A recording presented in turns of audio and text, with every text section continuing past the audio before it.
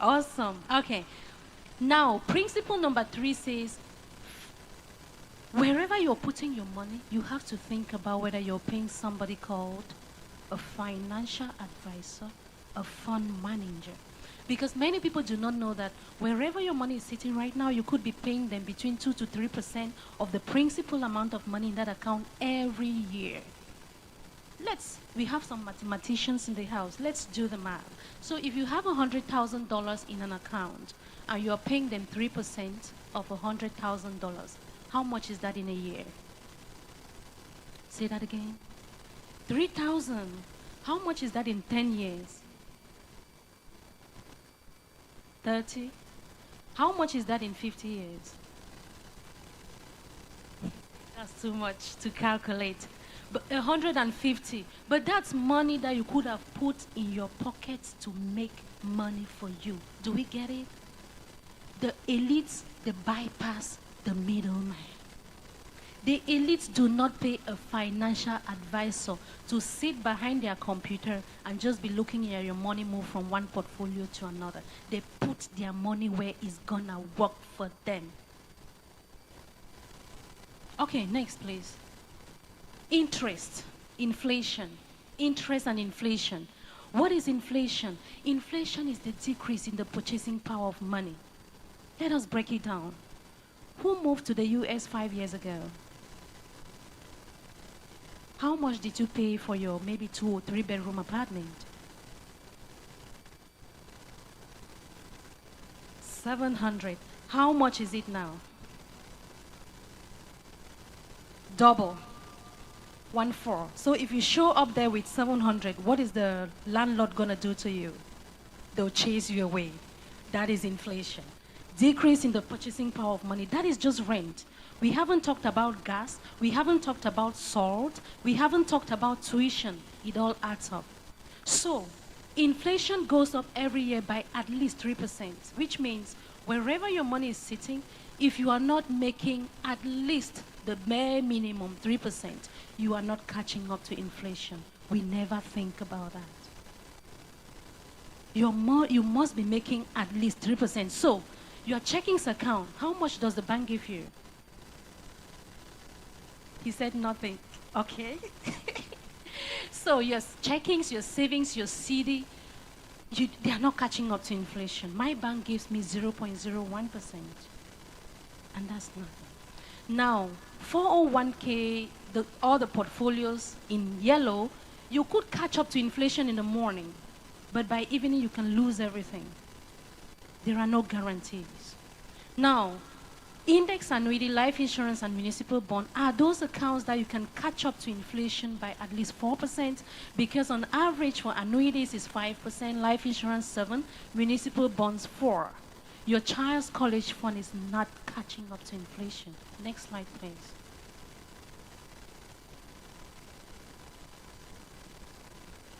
Technology. All right. It's not technology. It's slow, so.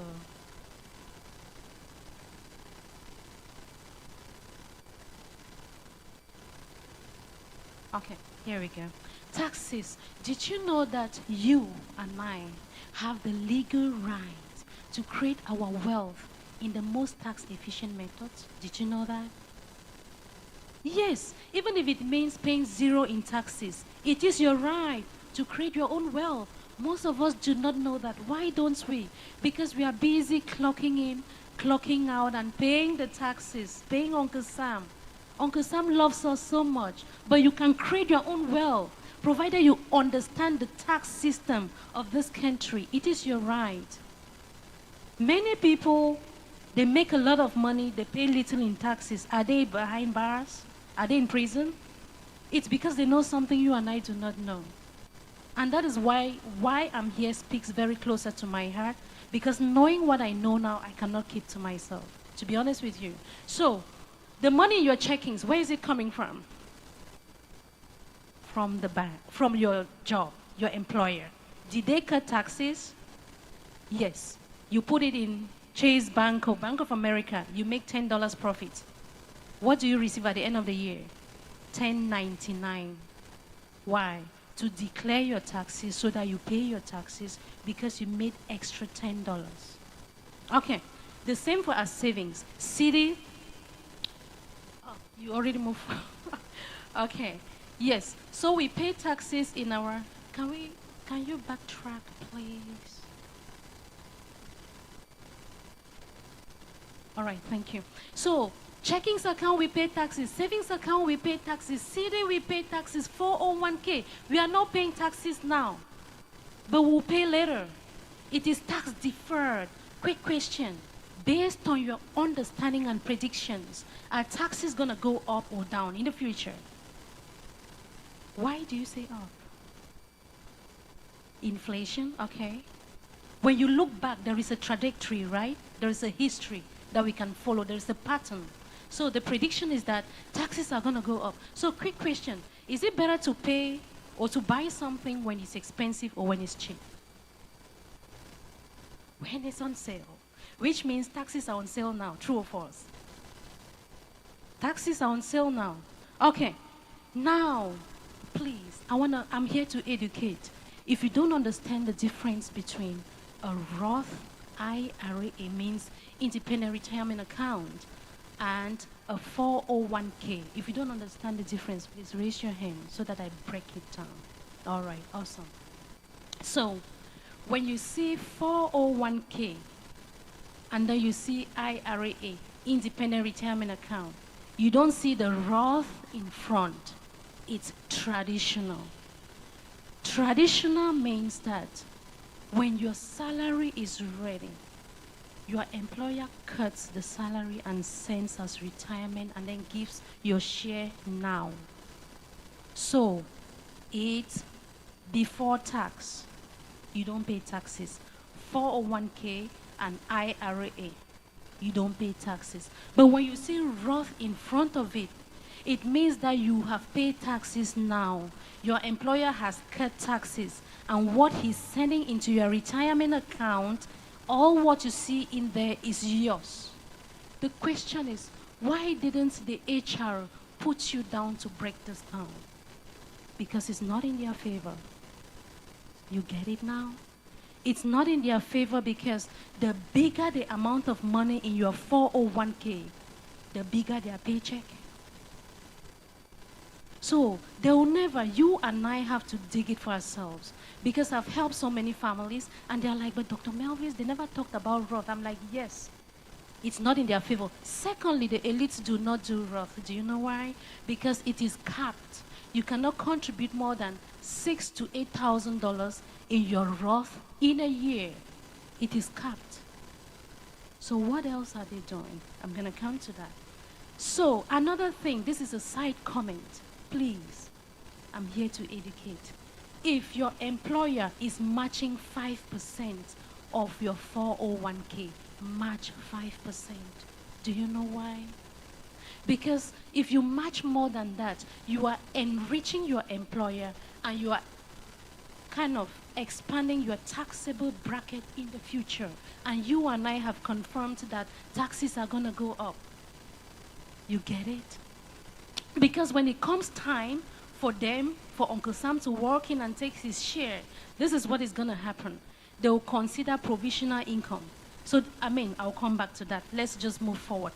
Back to taxes. Back to taxes. Your Roth IRA.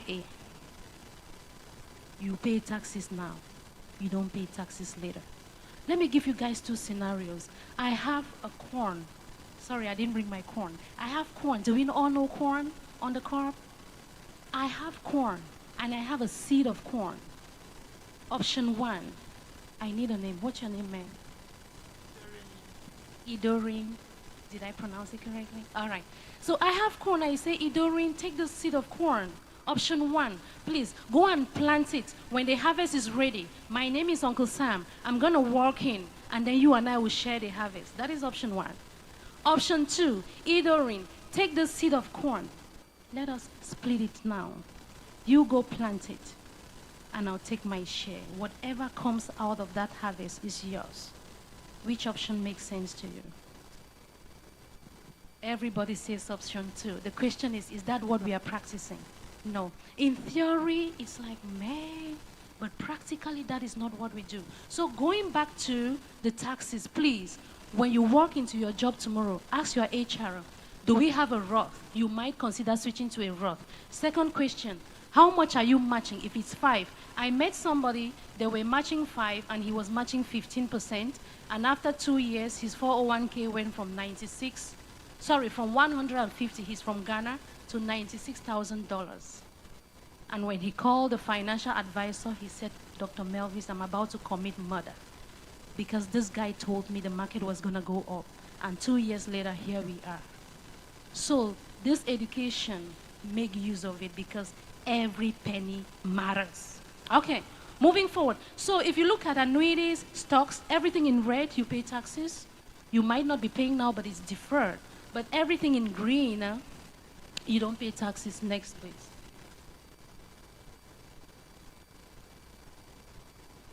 We have to do a 30 seconds rule. We count down until the next slide pops up. All right, access to money without penalty.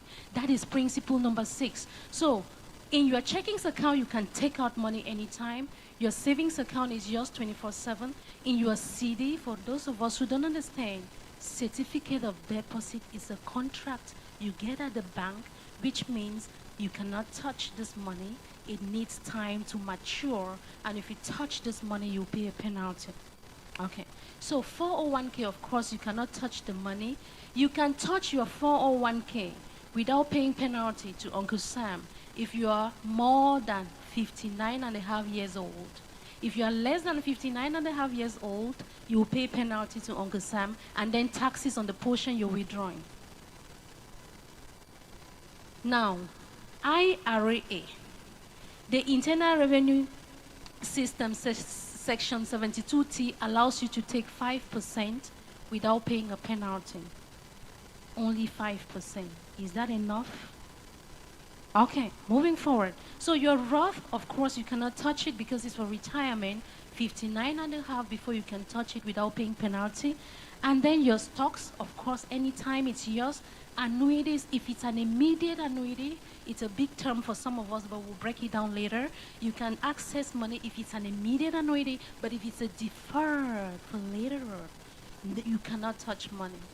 You will pay penalty. Okay, life insurance, you can access money anytime.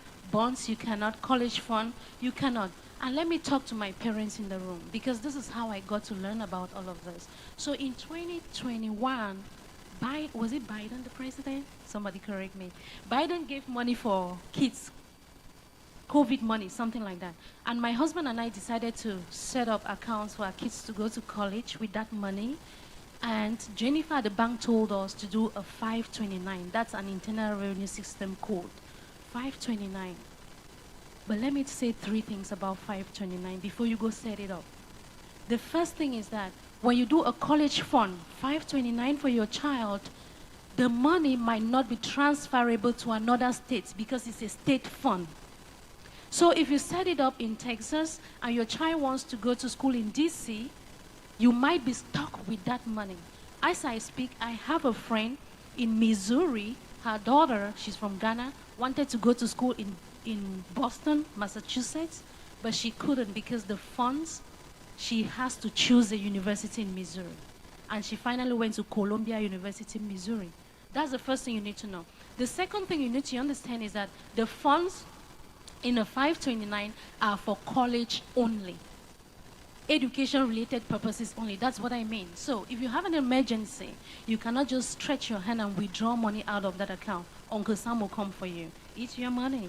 But you are not the only stakeholder, remember?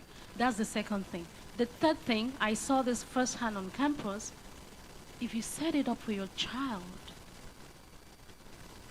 they might not qualify for a scholarship in college.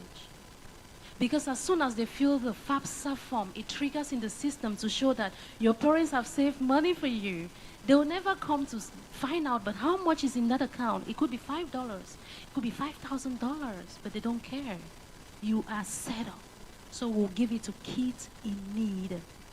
So those are the 3 things you have to consider. And the last one is that if your child gets up tomorrow and says, no, mommy, I want to become the next Jennifer Lopez, then you are stuck with the money in that account because it's for education-related purposes only. Next point, please. The next one is compound interest. And if you forget everything I've said today, this next one you dare not forget. You cannot forget. Compound interest is going to come up. Our 30 seconds rule. Are we counting down? All right. Compound interest is the eighth wonder of the world. If you understand how it works, you earn it. But if you don't understand, you pay for your ignorance. It's from Albert Einstein, it's not from me. So how does it work? We can only understand compound interest if we contrast with simple interest. Could you just run down the, please? All right. It's coming up. So 2 people are given 100,000 K to go and invest, like the rich man in the Bible who gave his servants. So one person says, I'm going to do my simple interest, my checkings and my savings.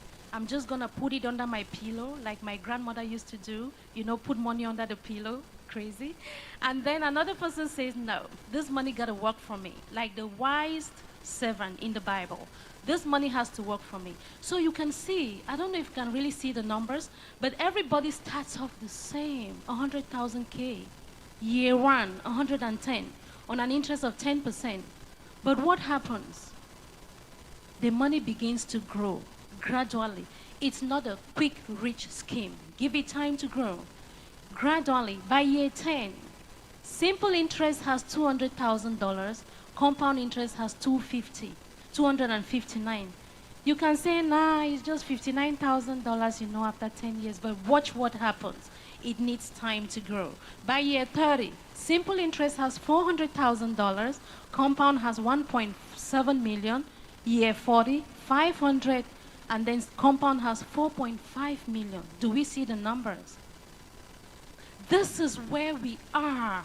Simple interest, clocking in, clocking out over time, and we are on the same spot. But the other people who understand how money works, they do it in a smart way.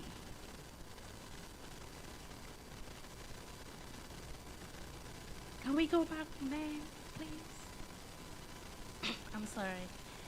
Yeah, so it's not how hard you work. That's the point I'm making. It's how smart you work and how you understand money to make it work for you. That is what matters. Because why is it that you close on a house is $300,000, but after 30 years, how much have you paid? 800,000 K. What is that? Compound interest. You leave college, student loan, 50,000 K. You pay for 5 years, it becomes 55,000. It's increasing. What is that? Compound interest. How much are we paying on our credit cards? The ones that come with interest. It's not even the 10% I'm talking about, it's 25%. And that is why we shouldn't do minimum payments on our credit cards. Please, if you can, never do a minimum payment. So the question is, why are we paying compound interest left, right, center, but we are not earning it? It's because we never understand how it works. But today, we must understand how money works. Next slide, please.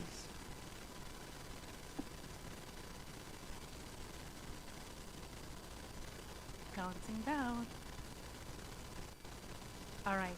Yes, so which accounts compound and which do not? There is nothing compounding in our checking. Savings do not compound. CDs don't compound. 401k you can compound in the morning, but by evening you lose everything. So it's interrupted. But we are talking about uninterrupted compounding above 3%. Annuities, they compound 5% at least. Life insurance, 7%. Bonds do not compound. Your child's college fund is 2%.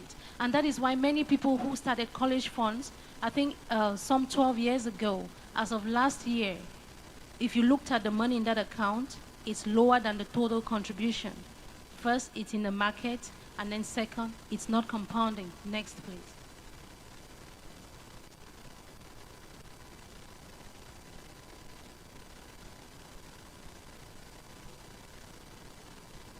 All right. There is something called provisional income and the danger of Social Security. Some people sit around on their couches and they think that when they turn 60, 65, the government is going to take care of them. they'll be getting Social Security. But did you know that you and I are contributing to some people's Social Security who are getting it now? It's like reaping Paul to pay Peter. That is what the system is on now. So there is no guarantee that you and I will have Social Security in the future. By the way, even if we are getting Social Security in the future, this is what is going to happen. There is something called provisional income that will be factored in. So the government is going to consider provisional income, where money is coming from, to decide how much he's going to tax your Social Security. Some people don't even know that Social Security will be taxed. Yes. You will pay taxes on your Social Security. So your checkings will be considered, your savings will be considered, CD, 401k, IRA. You see IRA again? But your Roth will not be factored in. Life insurance will not be factored in. Every other thing, they'll factor it in when they are taxing your Social Security. Next slide, please. So principle number 9 has to do with, quick question. Let me just get some hands up. How many days moving forward can you survive on your checkings and your savings if you stopped working today? How many days, sir? 2 weeks.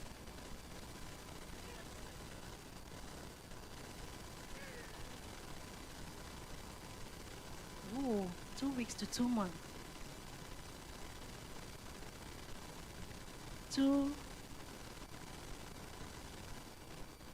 Average is 2 weeks.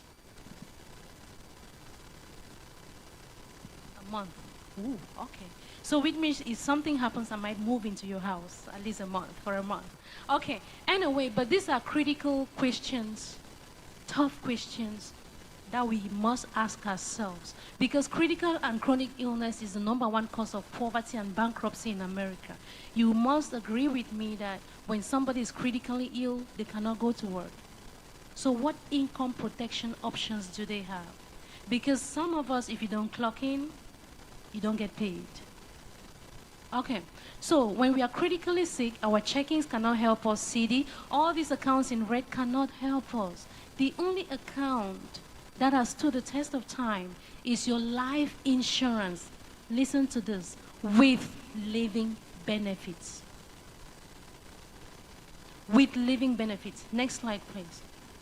When I talk about life insurance with living benefits, I'm not referring to disability insurance that you get at work. No, they are two different things.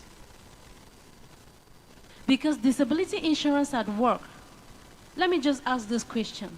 This guy in bed and this lady on crutches, who is going to go to work in the nearest future? The lady in crutches. She's on short-term disability at work, and that is what you get from your 9 to 5, which means if anything happens to you, you can still get a portion of your salary. 6 to 65%, you stay at home and get a portion. The question is, if $100, 100% cannot cut it, what can 60% do to you? That's the problem. And then also, if you cannot return to work after 3 months, you get long-term disability, which is 6 months. And after 6 months, if you still cannot come to work, what is going to happen? They will write you a beautiful letter and say, hey, John, we miss you so much, but please come back when you get better, which is a polite way to say you're fired. Because this is a capitalist society, they are not going to keep you on their payroll if you are not bringing in results, true or false. They love you, but they cannot keep you. So this guy in bed, he has some of these, God forbid, illnesses, heart attack, stroke, cancer. They are real in the community. These are illnesses I used to hear or see on TV, but they are in our community right now, and age is not a factor. It doesn't matter how old you are. True or false? Unfortunately. All right, so if you're sick, any of these illnesses on the left, critical illnesses, on the right, we call them chronic illness, which means you cannot do 2 of the vital activities of daily living without help. So if somebody has to help you to go shower, to go to the toilet, or to eat, then you're chronically ill, which means you cannot go to work. Back to the question, what income protection strategies do you have? Next, please. Now, rule number 10 or principle number 10 is the probate court system. Some of us know about it, but some of us do not. The probate court system is a court system in America that kicks in when somebody drops down dead. Their accounts are frozen. Why are they frozen? So that everything you own is bundled and channeled to the court for the judge to make sure you don't owe anybody, for the judge to make sure your mortgage is sorted, your student loans are sorted, everything, you are not owing anybody, credit cards, before whatever is left is given to your loved ones. We have been contributing to GoFundMe, haven't we? Who is fed up?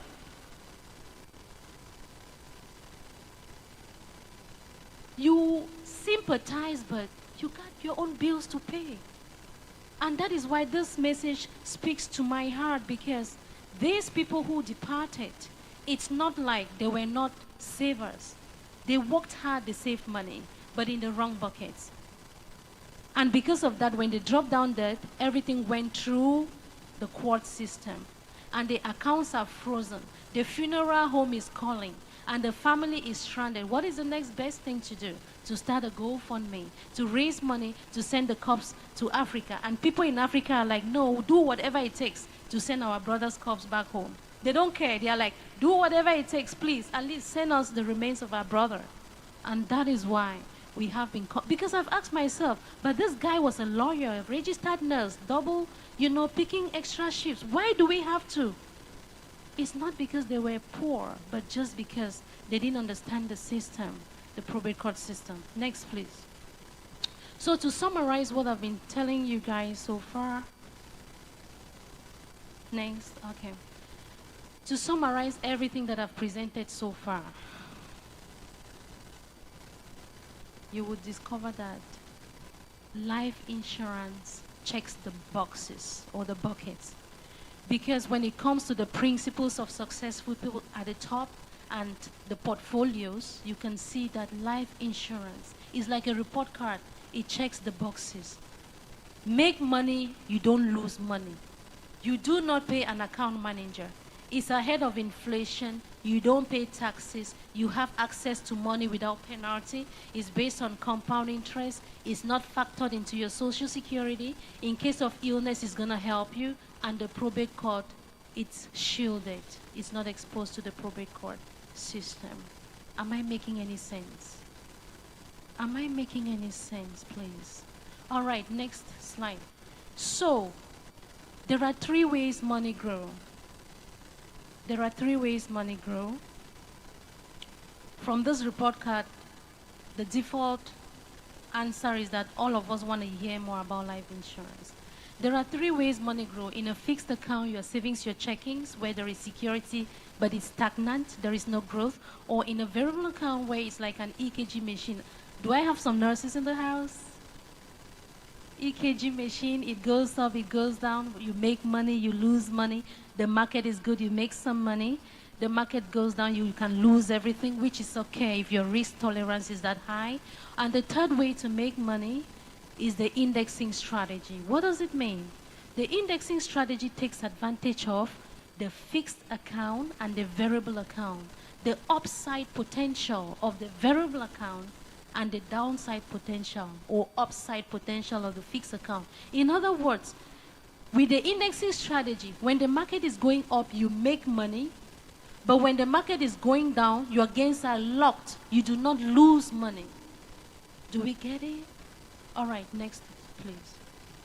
So, at the beginning of my presentation, I said we are going to learn and unlearn, because most of us came in from other countries on survivor mode, and all we knew was that life insurance conversations meant somebody was preparing to die, somebody was gonna die, you need to write your will. That is what I know. Well-traveled with my terminal degrees, I did not know that life insurance, especially in America, is what the elites are using to make money and to transfer generational wealth. There are 4 types: group, term, whole life, and universal life. So group insurance is what your employer gives you. And I tell everybody, please, if they offer it, do not say no, because that's free. It could be contributory or not, but take it. Because if you don't take it, you are leaving benefits on the table. And group insurance is for full or part-time employees. Those are the advantages. Full or part-time employees. But the disadvantage that we must understand is that the coverage ends when you leave the job. Quick question. Who in this room has been on the same job ever since they came to the US? We are changing jobs left, right, center because we came here on survival mode for greener pastures. So you understand that group insurance belongs to your employer, it's not yours. The second disadvantage is that it only pays out upon death. It's like your car insurance. Anything happens, you get a claim.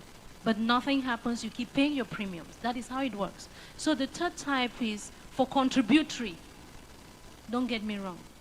There is group insurance that you contribute a little part and your employer contributes the other part.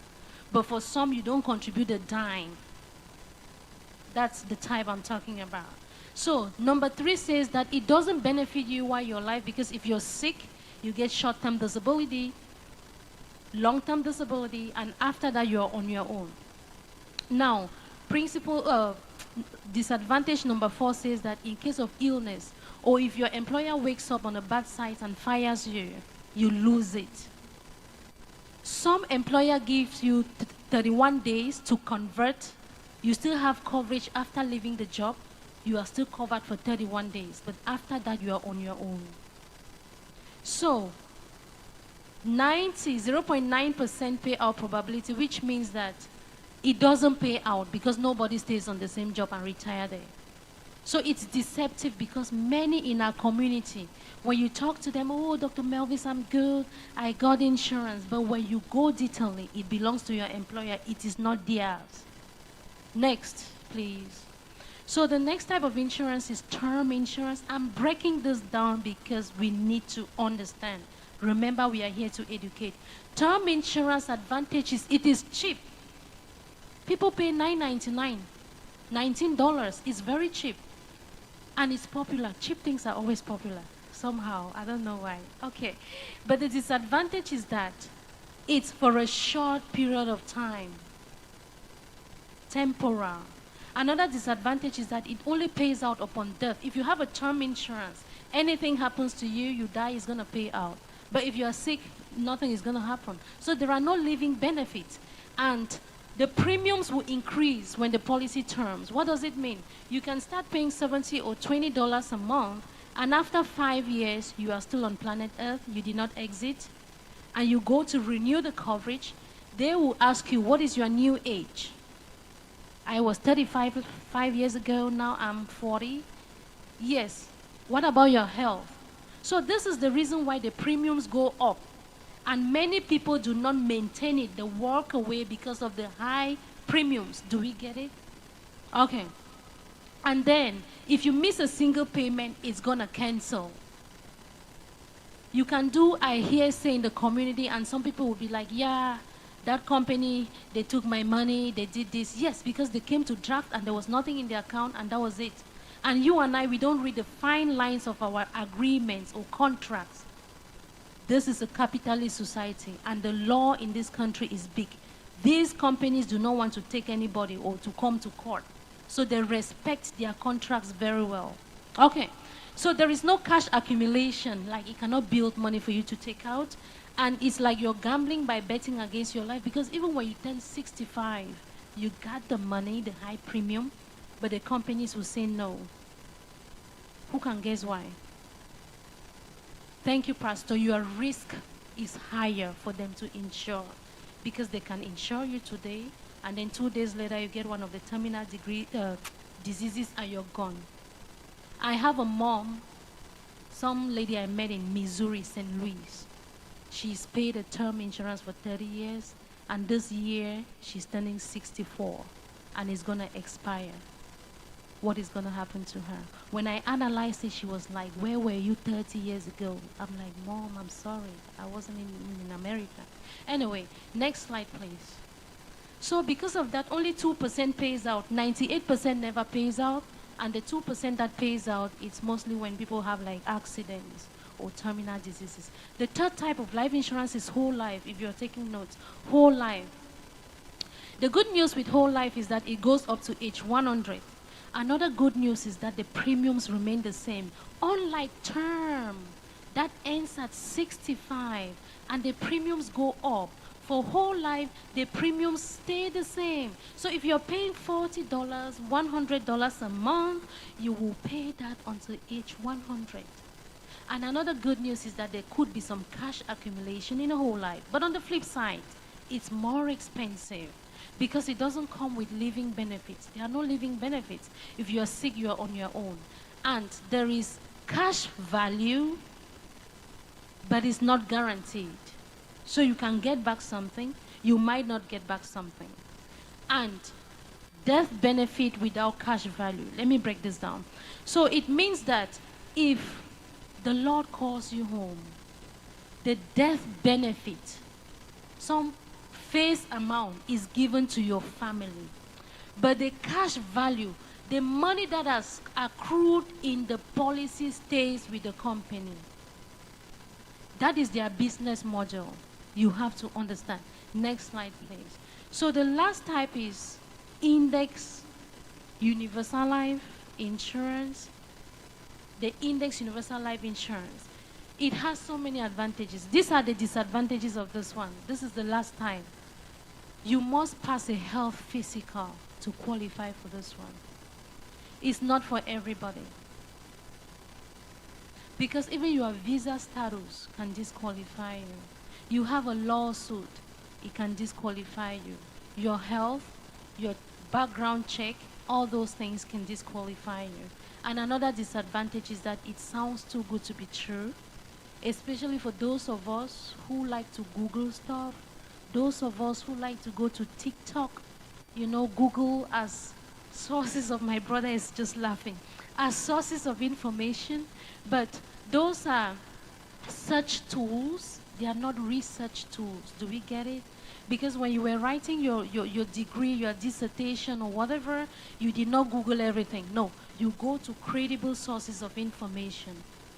It's said that the secret of the wealthy is hidden in books. And in our community, if you want to hide information from each other, put it in books, because we don't read. We don't. I'm not blaming anybody. I'm not blaming anybody because we don't even have the time to read.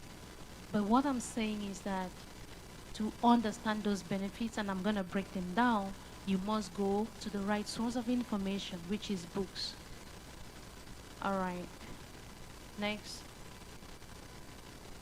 Okay. So these are some of the books. Some are in front of us here. Next. And I just want to zoom into one of them. It's slow, guys. Just let's do a countdown. You can get this on Amazon. $10, $20. These are some of the books we've been reading and advising our people to read so that they can have knowledge for themselves. Because it's different when I stand here and tell you than when you read for yourself. All right. So this is one of the books. Money, Wealth, Life Insurance. How the wealthy use life insurance as a tax-free personal bank to supercharge their savings. All right, I need somebody to help me read. Who can volunteer? All right, thank you, Dee. So she's reading from Money, Wealth, Life Insurance. So I would like you to read the bank and the amount. Oh, okay, thank you. So for Bank of America, this trillion is 19 Billion. billion of trillion. More than six. No, just read it. Okay. Bank of America, 19 billion and 607. Forget about the cents that come after that. Just a quick Okay, amount. 19 billion. Yes. For Wells Fargo is 17 billion. For Chase Bank is 10 billion, and for US Bank is 5 billion. Okay, thank you. Did we hear that? That's their assets. Yes. Bank of America, why are they putting 19 billion in life insurance? Wells Fargo 17, Chase Bank 10, US Bank, and the list continues. Let me read this. Banks place billions of dollars in life insurance for a reason. It's a reflection of the value they place in the powerful assets. For banks, life insurance provides the ultimate benefit in safety, stability, and growth. More importantly, the FDIC allows this asset to be classified as Tier 1 capital, which is the safest capital a bank can have. Tier 1 capital is considered the core measure of a bank's financial strength. Do we get it? Did you know that if your money is sitting in the bank today and the bank goes bankrupt, you are only entitled to 10% by law? If you take, yes, my brother is raising his eyebrows. If you take them to court, you cannot drag them to court provided they pay you 10% of that money. So the maximum is $250,000, they are covered. Yes, if they go bankrupt, you take them to court, it's 10%. Whatever amount you've dumped in there, maximum, is $250,000, and they are good. And they can decide to do that instrumentally, not a lump sum. Anyway, yeah, so these businesses, why do they own life insurance? Stability, security, and growth. And what else? Protection from lawsuits. Next slide, please. By the way, these books are not written by Melvis. I've written my own books, but not financial stuff. I want us to check out another book, and I'm just going to read this for the sake of time. But this one is the Family Bank Strategy. How to create your own personal bank, personal tax-free bank, and protect your estate from creditors and predators. This one by David Phillips. I'm reading from page 53. The biggest banker of all, former Federal Reserve Chairman Ben Bernanke, has the majority of his liquid wealth invested in insurance products that promise guaranteed rate of return. Did we catch that? Guaranteed rate of return. Why does he have more faith in the insurance industry than he does in the Federal Reserve System? The biggest banker of all. Why is he putting his money in life insurance and not in the Federal Reserve System? Question. Ironically, banks are legally required to have a foundation of very safe liquid assets known as Tier 1 capital. You heard about Tier 1 in the other book, right? This is a different author. Life insurance is considered to be so safe that bank regulators allow life insurance policies owned by banks to meet their Tier 1 capital requirements. In fact, as of June 2011, the nation's banks own guaranteed high cash value. Did you hear that? High cash value permanent life insurance with a surrender value of approximately 155 billion. You and I come in here on survival mode. We think life insurance is preparing to die. When are these banks going to die? Starbucks, Verizon, CVS, when are they going to die? Do you now understand what I meant by learning and unlearning? Because we got to take out the, whatever you call it, and put in the real stuff. Because this is a completely new system to some of us. And you can clock in here, clock in out, blindly and never understand how the system works. And then one day you wake up in your 80s and like, what have I been doing in this country? And you die miserable. Anyway, next slide, please. Tofiakwa. God forbid, really. That's why we are here. Information is power. And I'm telling you guys, you cannot hear this and keep to yourself. We have to educate our community. We cannot go back and change the beginning, but we can start where we are and change the past. Because in 2021, when I heard about this, I was like, man, I've been here for 4 years. Why didn't I mean, it's never too late to start. We can start where we are so that some of us did not come from success or financial stability, but we cannot leave our kids the way we came into this. Yes, we cannot. it will mean we are selfish. Just so let me tell you the power of living benefits. Life insurance with living benefits. Continue next slide, Mona. So there is this guy, a family man.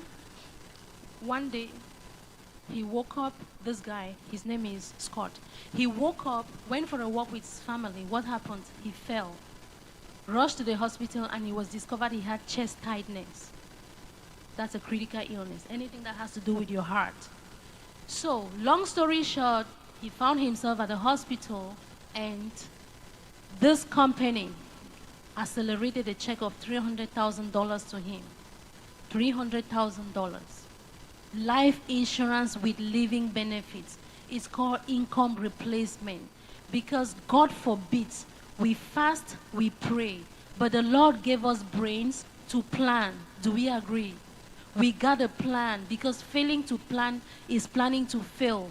We cannot keep doing the same thing and expecting different results. No. And we cannot be a burden to the community. No. We have to make the right decisions. So he received a check of $300,000 while he is still alive.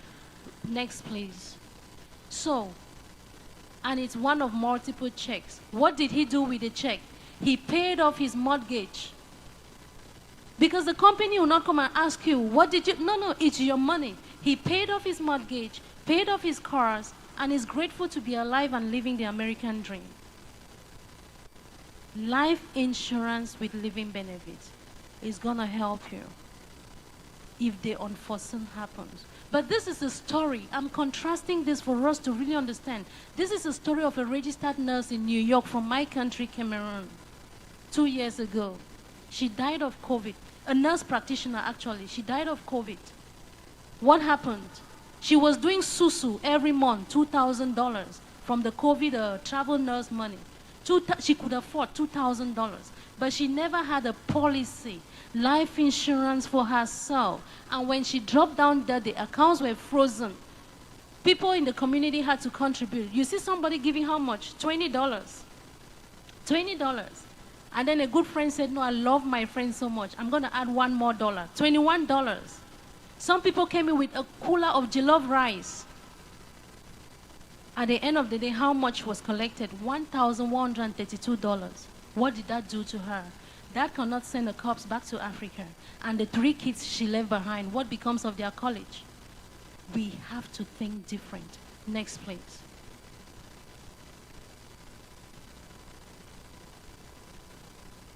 All right, I think this is the end for this part. So the last part that I'm gonna show you, if you think education is expensive, wait until you see how much ignorance is gonna cost you. Yes. So the last part that I'm gonna show you, I'm gonna take about 10 minutes to round up. I will quickly run through the numbers for you to understand what I've been saying. But before I get there, what accounts do you have that could replace your income? If you fall sick today and you are not able to work, you must think about that. What accounts do you have that can bypass the probate court system? What accounts do you have that can send your kids to college without taking student loans? What accounts do you have that grow tax-free and comes with tax-free distributions? We have to think about it. So she's going to set up an illustration, and I'll take the next 10 minutes as I finish off, and then it will make more sense to you. Has it been good so far? Oh, thank you. Okay, so she's going to disconnect, connect, and then I'll quickly run through the benefits, and all what I've been telling you about the benefits of the IUL will make more sense to you when you see the numbers.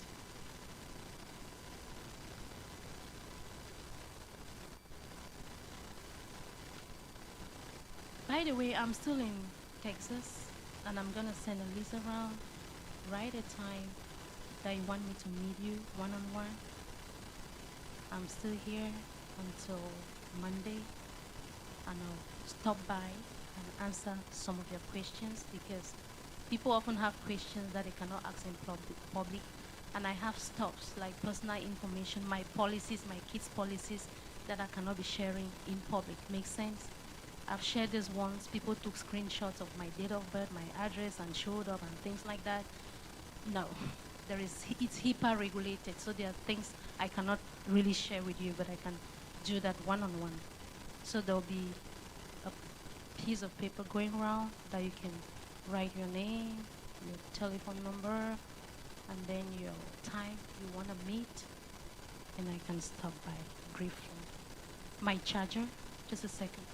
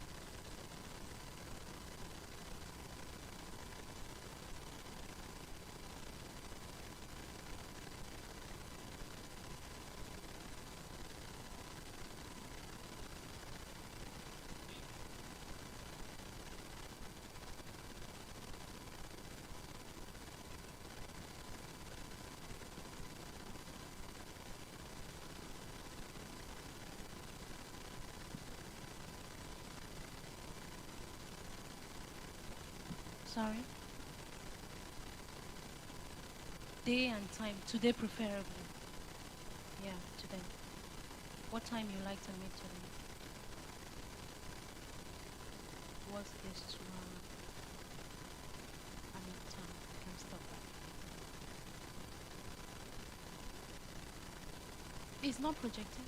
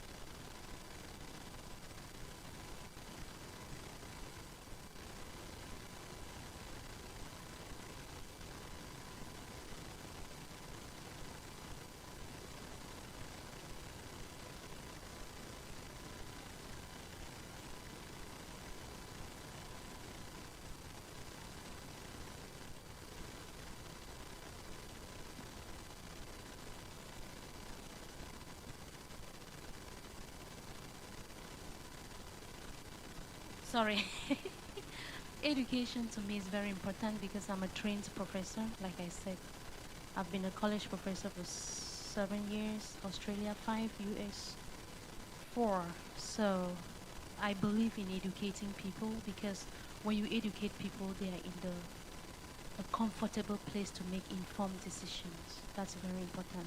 And that is why I took it upon myself to educate my community after hearing this because when you show up at the bank, Jennifer represents the bank and they'll tell you what favors them, right? I didn't come here to talk about Bank of America or Trans America, a particular company, no. I put all the cards in front of you and you decide, you choose what works for you. And I think that is how it should be. Rather than somebody pushing or just giving you one side of the story. It doesn't empower you. Because the knowledge we've shared here today, you're going to share with your kids, right? Yes, and how that is how we can change the status quo. All right. Do we have the full picture? Okay. Are we good, Mona?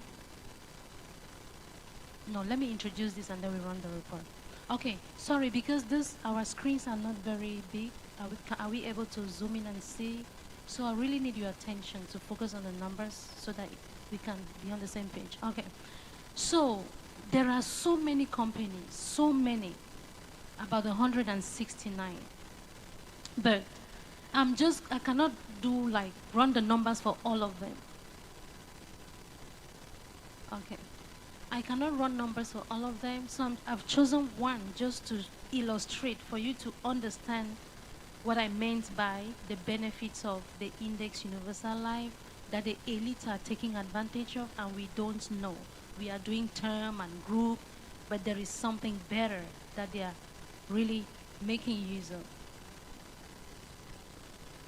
I used to zoom in because we only say, okay. Okay, just give us the, yes, just print out the report. Let's see if it's gonna be better.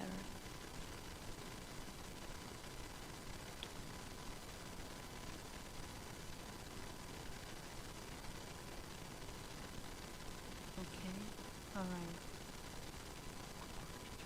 All right, so just, okay. Are we able to see? All right, so I'm just gonna summarize because our screen is smaller. So this is a 32-year-old, because I cannot run all the ages. This is a 32-year-old. She has $1 million policy. You can do any amount, whatever works for you, but for illustrative purposes, $1 million, and she's required to be paying $7,810 a year.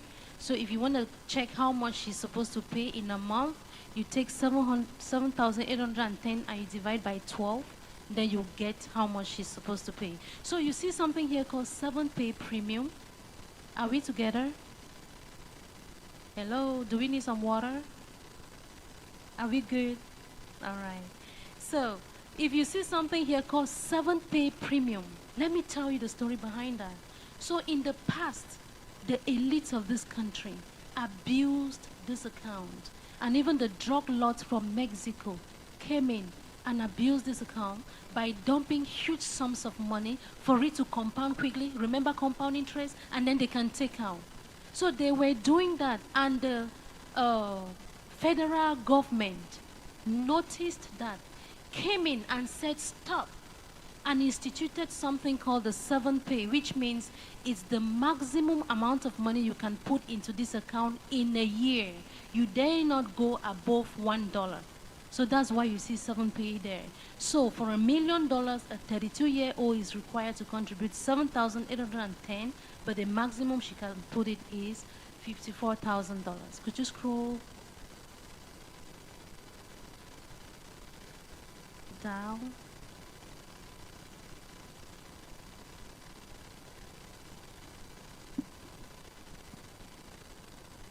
I think premium, the premium, you need to rerun the premium because it's interrupted after a few years.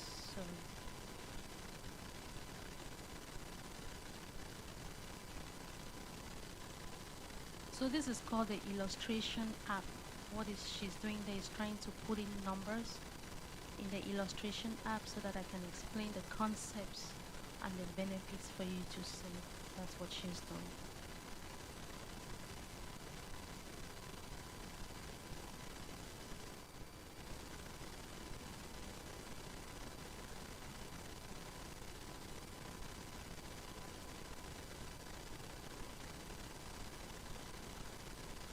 Could you maybe restart the page? Please do.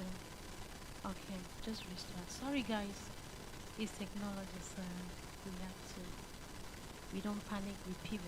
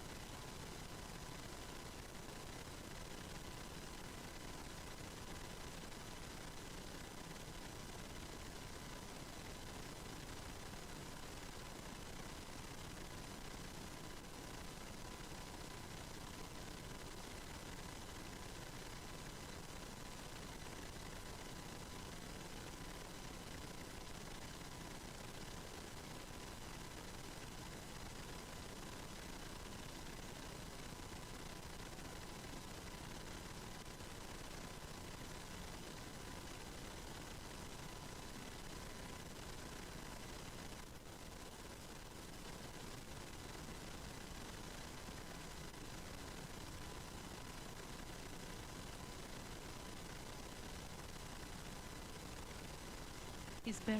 Could you? Awesome. Yeah, so I've explained this part. All right. Stay there, Mona. Thank you. All right, guys. So I've explained it's $1 million. You can do whatever amount. A 32-year-old, the maximum she can put in is $54,000. Okay. Let us quickly run through about 8 benefits of the IUL. Benefit number one. But before I get to benefit number one, I don't want to assume. Let's break these terminologies here. So, premium is how much you put in. Withdrawal is how much you can take out loan. Cumulative premium is the total of how much you put in. Policy value is where your money is growing.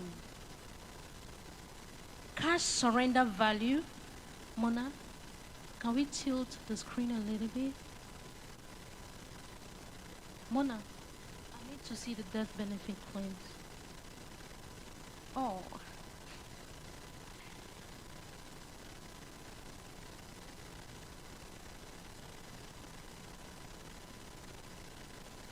It's lagging. Okay. All right. I think this is better. Okay. The numbers are smaller, but let's yes, all right. So I was saying that cash surrender value is how much you can take out, and the death benefit is also called the face amount, and is what is given to your family if the Lord calls you home. Do we get it? So now, year one, you put in $7,810 or whatever premium you put in. Two things are going to happen. Part of it goes to cover cost of insurance, the risk that the company is taking on you, and administrative charges. It is not going to pay a financial accountant or advisor or whatever. Do we get it? Yes. So when part of it goes to cover cost of insurance, part of it comes here. Policy value is like your investment or savings. That is where the growth is taking place. Okay. Benefit number one. Benefit number one is compound interest. Do I need to wait? Let us just wait. What's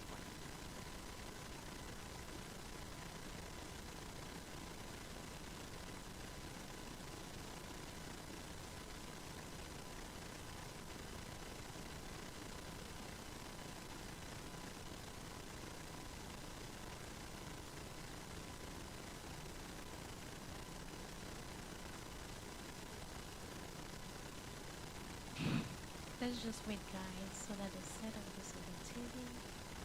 We can have a better view. Here we go. Is it better? Closer. Make sure you can see from your angle. You can come this. I think you should come closer this way. Hey, Mama, are you able to see from there? Maybe you could come on this way so that I don't strain your eyes. It's better here. All right.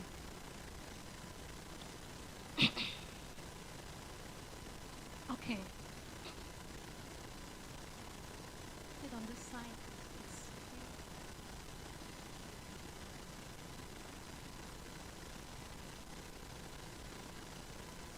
good. Hello, sir. Are you not too? Are you good? All right.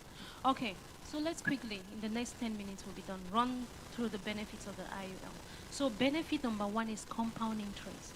Who remembers what I said about compound interest?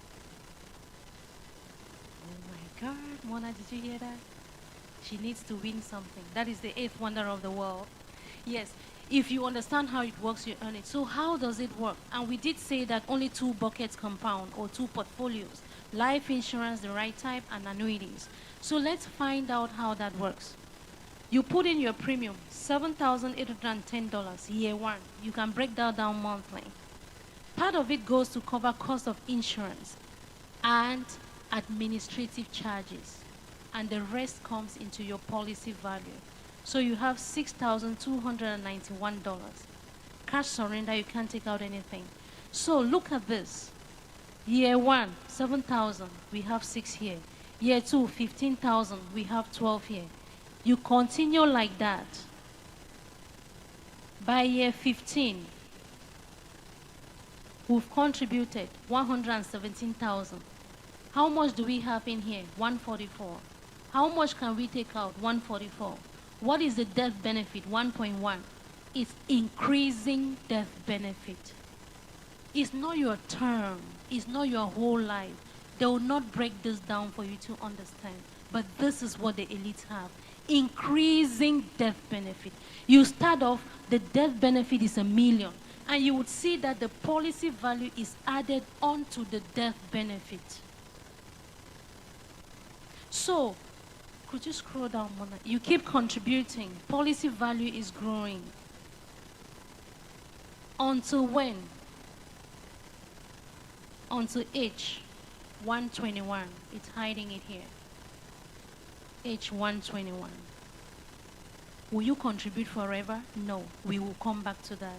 But I want you guys to grab why Albert Einstein says compound interest is the 8th wonder of the world. If you understand it, you earn it. This is it here. Because how do you start off with 6, you move to 12, you move to 19, it keeps going up. At some point I'll show you, you stop contributing, but it's compounding. Okay, benefit number 2. Could you scroll down one up, please? Benefit number 2, what did I, down, I want to show something up, scroll down, yes. I want to show something up at the top, so scroll up, sorry. All right, so, yes, the second benefit is probate court-free death benefit, which means that even if you contribute for a month, as long as you own this policy, and the Lord calls you home, this face amount or specified amount is given to your family without going through the probate court. That's benefit number 2. Your checkings, your savings, your CD, your 401k, every other thing, your stocks will go through probate, but this is shielded by law from probate court. That's benefit number 2. Benefit number 3 is tax-free death benefit. Could you scroll down, Mona? Tax-free death benefit, which means that, let's say, scroll down, please. The Lord calls you home at age 90.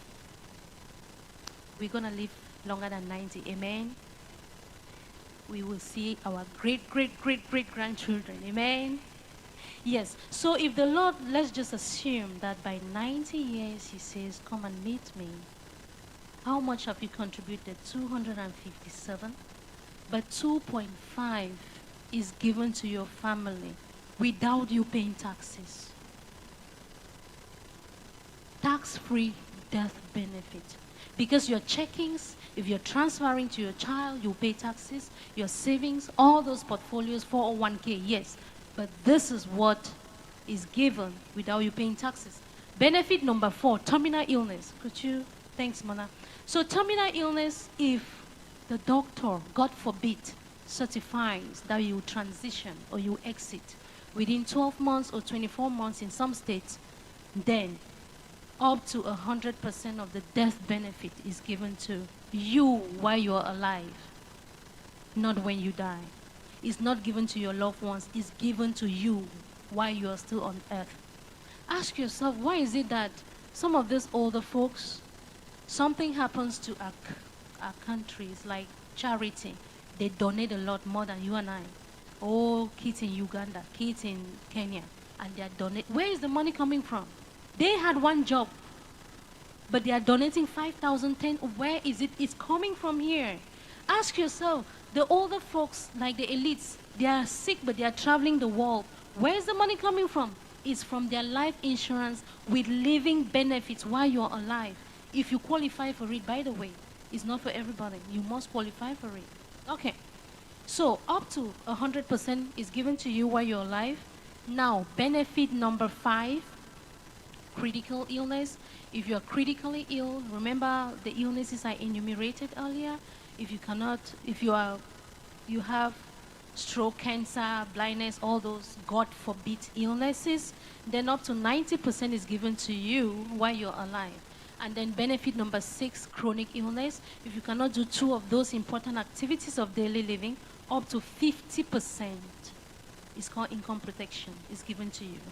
Now, benefit number 7, the most important one, is access to money. How do you, because remember I said this is your money, right? The question is, how do you take it out? Is it like an ATM, you just go withdraw? I'm going to show you how. All right. So let's say that, Mona, could you scroll down a little bit, please? Year 15. Okay, we're good. So let us say that, by the way, Mona, scroll up a little bit, please. Let me show something. Okay, quick question. Year 1, how much can you take out? Year 2, year 3. Why? You cannot kill the hen that is laying the egg, right? You put something and then you take it out, there will be nothing to compound. But I can show you how you can put money here and take out the next year. Anyway, so let's go back to year 15, Mona. So by year 15, good. So by year 15, yes. So by year 15, you've put in $117,000. 144 is growing for you. You can take out 144. Do we see how it evens out? Yep. Okay. So if you call the company and say you want to take out $100,000 from here, the first question they'll ask you is, do you want to take it out as a withdrawal or you want to take it out as a loan? And if you tell them you want to take it out as a withdrawal, they'll come to your policy value, year 15. Yes, he has enough money. And they'll take out $100,000 from here and they'll give it to you. How much will be left there? 44. Are we moving backward or forward? We are moving backward. It's like your savings, your checkings, you take it out, you're moving backward. But that is an option. Now option 2, pay attention. If you call the company and say, I'd rather take out my $100,000 as a loan, they will come here and say, yeah, he has enough money in here. We will take it from here, the death benefit, and give it to him. Do we get it? As a loan. I am breaking this down because in our community, when people hear loan, they run away. No, this is your money. The question is, are they giving you on like a free loan? No. This particular company will give you on an interest of 2.75%. Please pay attention. For the first 10 years. But at the end of every year, they will credit your account with 2%. So you've taken a loan on an interest of 0.75% for the first 10 years. After 10 years, they'll give you on an interest of 2% and they'll be crediting your account every year with 2%. So the interest is 0. The question is, from whom are you taking the loan? From yourself. To whom are you paying? To yourself. It's called positive arbitrage. Do we now understand why the banks and businesses, they are always, oh, my balance sheet, I'm in debt? Camouflage. They are good debts. Because they are taking from themselves and paying back to themselves. And you and I are clocking in, clocking out, and we don't understand the system. So those are the two options. So that was benefit number 7, access to money. Benefit number 8. Benefit number 8. What if you must be asking yourself, yeah, this thing goes up to age 121. Will I be paying until age 121? No. Let us find out if you stop paying after 30 years. What is going to happen?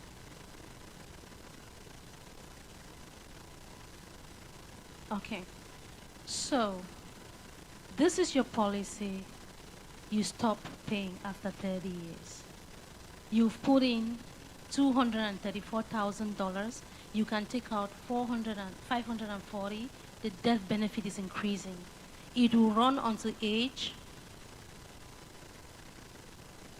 Do we see that? 121. It will take care of itself. It's called autopilot.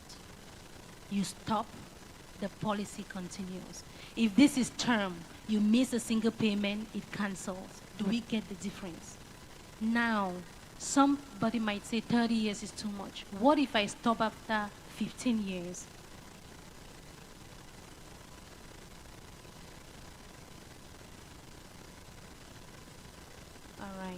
So let's say after 15 years, we've put in 117, we can take out 144. How long can this policy, because as long as there's policy value, it will be paying the premiums. How long can it take care of itself? Until age 121. I don't know if you're understanding.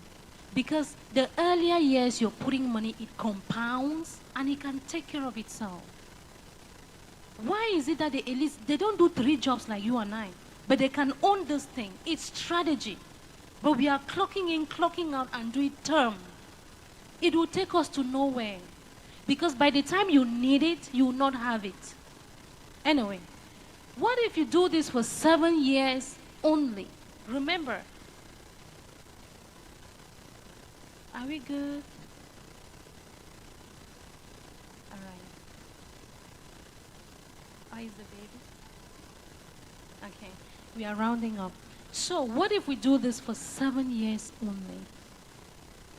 What is going to happen? Year 7, we've put in $54,000 only. We can take out 39. The death benefit is also increasing. Will it take care of itself? Is there enough gas in this plane to run forever? It's going to run until age.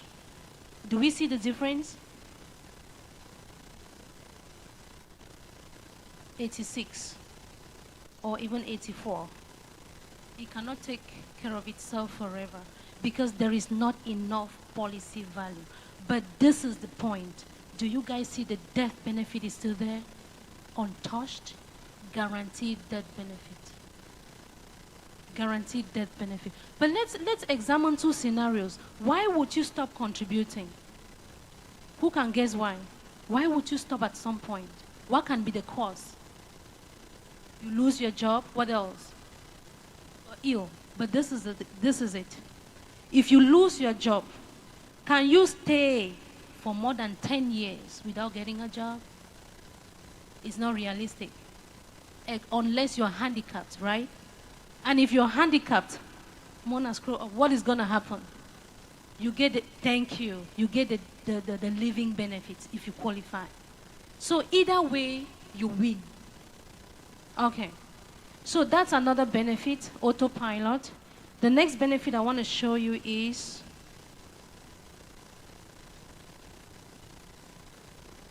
flexible premium. Flexible premium. What if you put in the maximum that is allowed by IRA for 2 years and you forget about this? That's what the elites do. They have the money. What is going to happen? You fund it for 2 years and then you forget about it. I'm not showing you this or asking you to do this. I want you to understand everything and make the right decision. So don't get it wrong. Okay. This is how they plan. 2 years, they do their overtime, and then they put in their premiums. By year 2, 110, they can take out. Do you see the zeros here gone? Flexible premium. You front load it, and then you can have access to money. Yes. So 90, and the death benefit is increasing. So Mona, could you scroll down, please?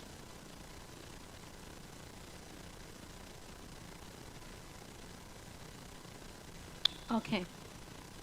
You can see that you put in 100,000, 108,000 for the first 2 years. But do you see what is happening? Age 121. Look at what is in here. Cash value and the death benefit. Yes, the first 2 years, you front load and you autopilot. It takes care of itself. At age 32, because you started late. The elites start this when their kids are 2 weeks old. Yes, you only qualify for this account when the baby is 2 weeks old. And I'm going to tell you guys a quick story. So Mona, next, let's show them income for life. Income for life, some people structure this to have income, like supplementary income. Later on, you can take out money for yourself. All right, let's find out how that works, and then I'm going to do the last benefit and we are done. Okay. Hello?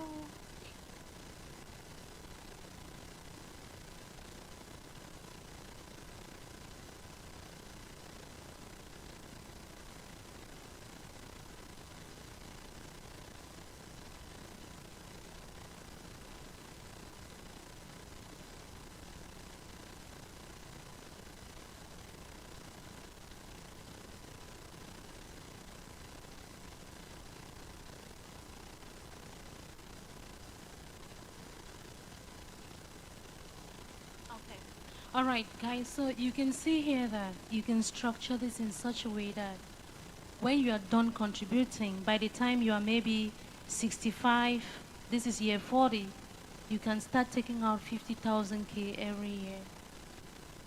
When you start taking it out, the company gives you as a withdrawal. You withdraw. And then when you're done withdrawing how much you have put in, it switches to a loan. Who can guess why?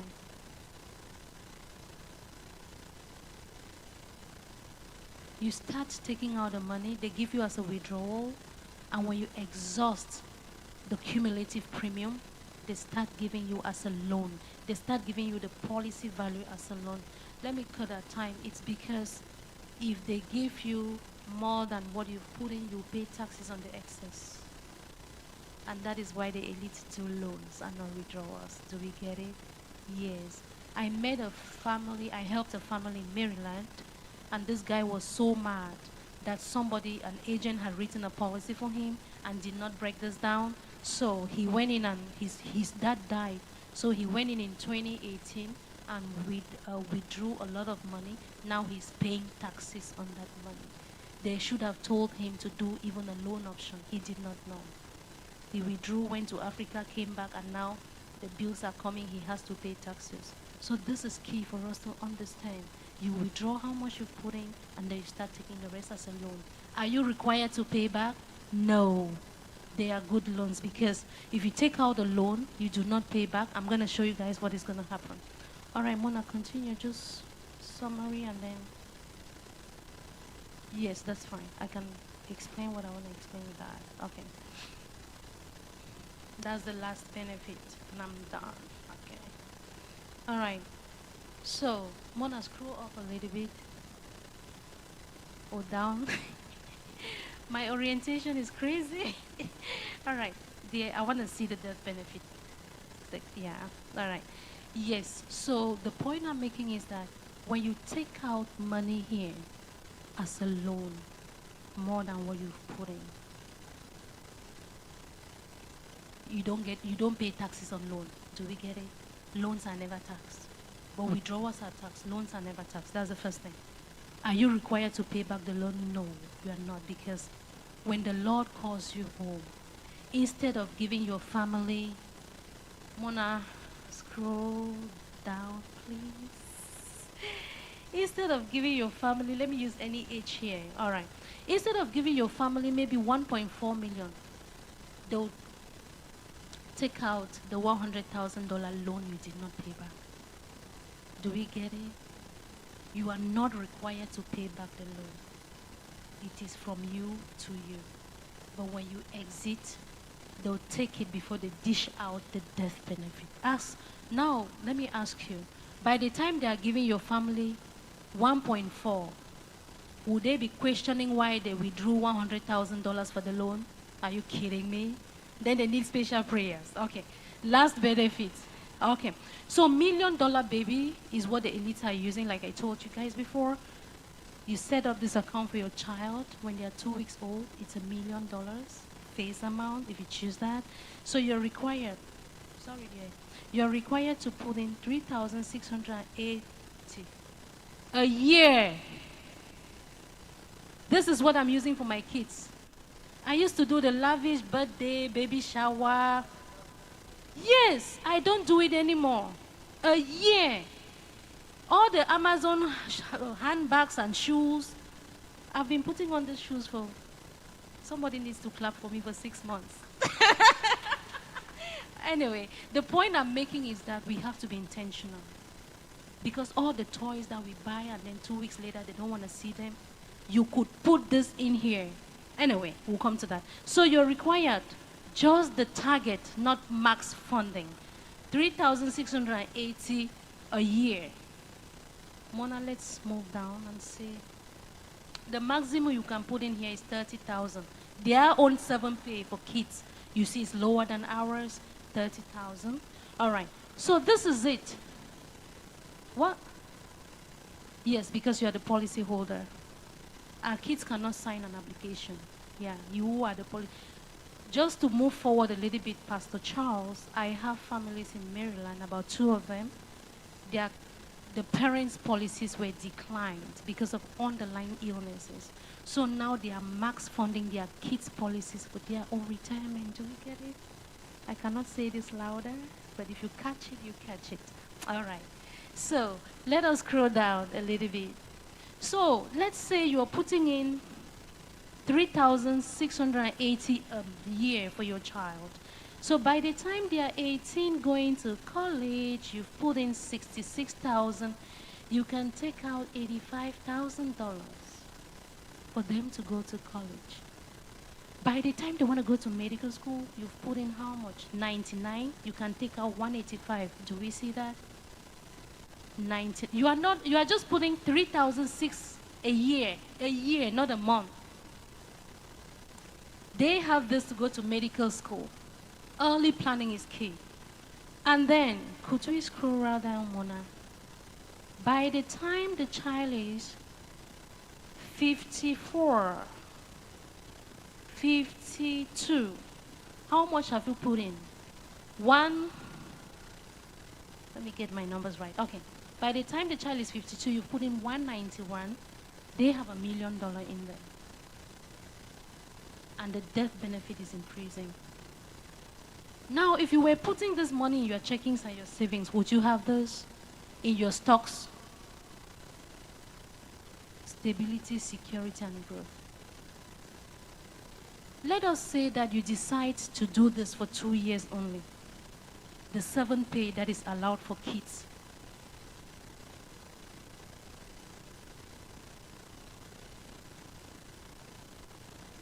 Why she's bringing that up, I am so blessed that God used me in 2021 to help a family from Ghana. So this couple had to travel to, I don't know, Las Vegas or wherever to have fun, and their babysitter did not show up to take care of their 15-month-old son. So then I also had my last child around the same age, so they called me to see if I could help for 5 days for their son to stay in my house for 5 days, and I said yes. So their son came to my house and they flew to Las Vegas. But I noticed that their son was a little bit different. Each time you called his name, he wouldn't respond. Each time you gave the feeding bottle, do we know that? Yes. He would want you to put it in his mouth. If you put it, he's very, very hungry, but he wouldn't take and put. So I was like, something is not, even if you put it in his hands like this, he would not really. So I started noticing something was wrong. So my friend who was a pediatrician visited me, and I said, could you observe this child? I just want to, because I'm a mom of 3, but this lady, that was her first son or first child. Long story short, she said something is unusual. So when the parents came back, for some reason, because it's not easy for you to just say your son is autistic. I'm not a medical, I can go to jail for that. What's my diagnosis? So for some reason, I started pushing for them to put in a policy for that child. They were reluctant, but I did not give up. By the grace of God, long story short, he got approved. And when he went for his 18-month screening, he's autistic. And the parents keep thanking me till today for what I did, because that child will never be approved. And this tells us why the elite, when their kids are 2 weeks old, they put in a policy before the report comes from school about attention deficit disorder or those underlying things. Yes. Make hay while the sun shines. Okay. Last benefit is the 7th pay for kids. So if you do this for 2 years, the maximum that is allowed for kids for 2 years, what is going to happen? How much have we put in? 61. We can instantly take 47. Do we see this? And you forget about it. By the time the child is 18, going to college, you've put in 61. You can take out 129. Going to medical school, Mona, can we scroll down a bit? 27. Going to med school, 61, the same 61, but you can take out 231. Do we now see what's happening? The same America. Some people have the knowledge, they plan, but we are busy. This is it. I'm so glad I shared with you guys today. Thank you, Presto. You guys have been an amazing audience. Thank you so much. So just write the times, because I'm gonna be very busy this evening, like 20 minutes to answer questions and share more. Yeah, so thank you again, Pastor Charles, for the opportunity. And thank you guys for being a good audience and listening. And please, let us not keep this to ourselves, because we need to help the community. Thank you. Thank you, Mona. Thank you.